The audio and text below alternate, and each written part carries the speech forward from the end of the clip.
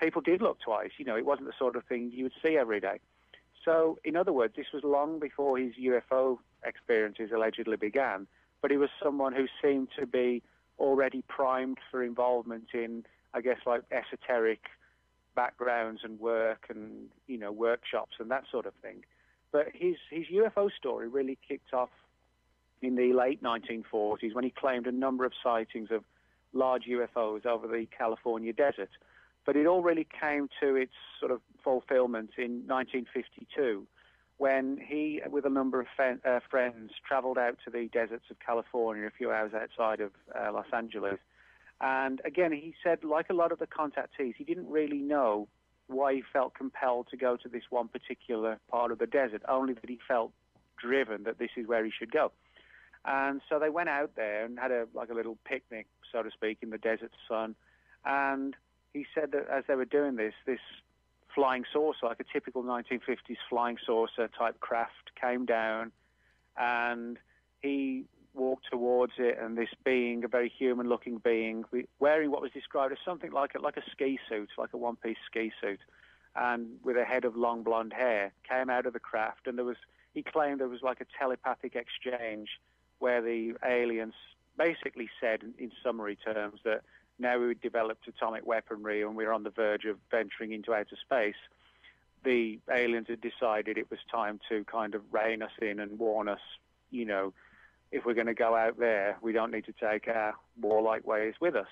And Adamski, you know, but up until that time, he wasn't really anybody well known at all. But shortly after this experience occurred, he co-wrote a book with an Irishman named Desmond Leslie. The book was called Flying Saucers Have Landed, and it told the story of Adamski's encounters up until the time the book was published in '53, all of which was centered around the sort of face-to-face encounters with aliens and these sort of philosophical discussions. And Adamski's book with Desmond Leslie, in its first printing, sold just over 125,000 copies, which is sort of an extraordinary number of books to sell, you know, a UFO book. Even today's UFO books don't come anywhere near those sorts of figures.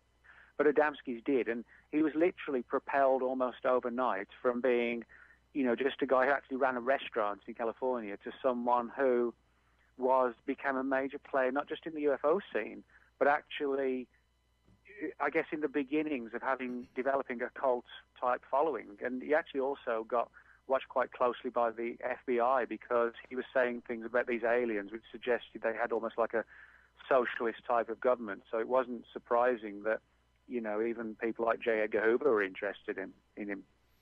Sure, yeah, I can see where they're talking about a superior race that can, you know, fly our airspace with impunity. I think in the 40s we were still flying propeller-driven aircraft, and even in the early 50s we were just barely talking about supersonic flight. Yep. And also that these aliens are evidently talking about a form of government other than truth, justice, and the American way, both of which were of high interest to those who seem to run the intelligence community with an open degree of paranoia. Now at least their paranoia is somewhat clandestine, but it was rather open in those days.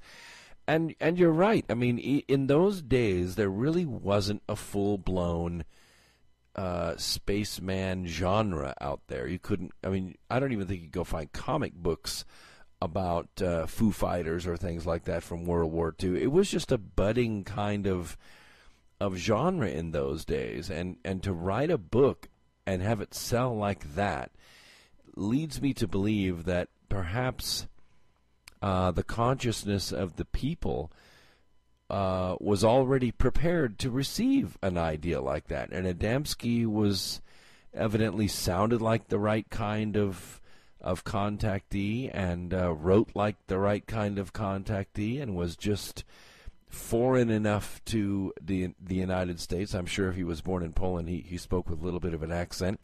Did he have access to radio? I mean, did he have access to mass media? Was he able to reach people that way?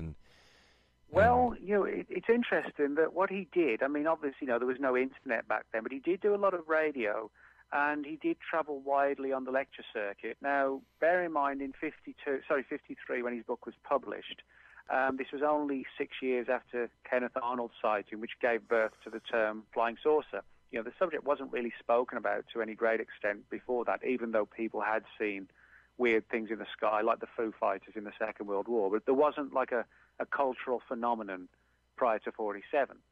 So it was only a couple of years, really, after that his experiences began and wrote his book. But what he did, he extensively traveled the United States, giving lectures to the UFO groups that existed at the time. And, of course, you know, every little newspaper in the towns that he visited, if there wasn't much going on, you know, it would be a big thing in the town. This man who claims to have met aliens is coming to town. So in that respect, he got a lot of publicity. And living in Los Angeles, of course, you know, the big newspapers in the city itself began to cover him also. And, of course, you know, just somebody who, from a human interest story in the newspapers, somebody who worked in a restaurant and then had this organization, the Royal Order of Tibet, and then he's thrust onto the public stage selling 125,000 books. People were like, well, who is this man? What's he saying? You know, it was a good journalistic story. So a lot of that really helped him along. And I think primarily that's one of the reasons why he was watched by the FBI. You know, it's like if me and you were to sit in a room tonight and had a discussion and I said, oh, I've met aliens and they're communists. No one's going to care. No one's going to know.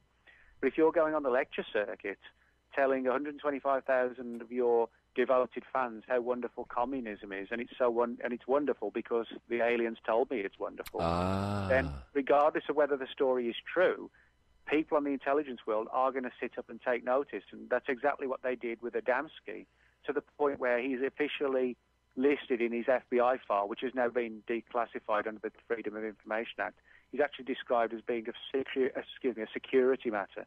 And that's purely and simply because the FBI, regardless of how they felt about his UFO stories, their concern was, is this man talking about UFOs but actually trying to promote communism and do it under the radar of a UFO movement? Right.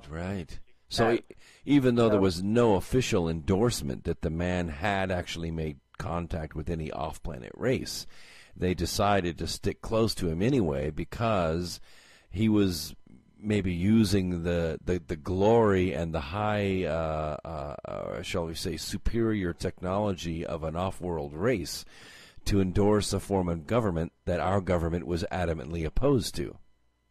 Yeah, that's correct. And bear in mind, this was the early 50s with the whole, you know, McCarthy's and Reds under the beds type thing going on. And for anyone, it wouldn't be the greatest thing to say.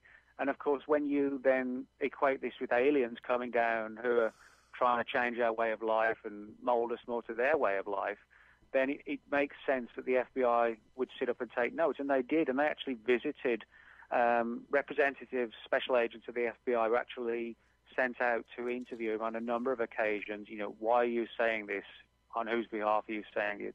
You know, tell us a little bit more about these claimed encounters. And they put together an extensive file on him, which, you know, anyone can now apply to get through the Freedom of Information Act from the FBI, and they'll quite happily send it to you for, you know, for like $10 for the photocopying fees or whatever.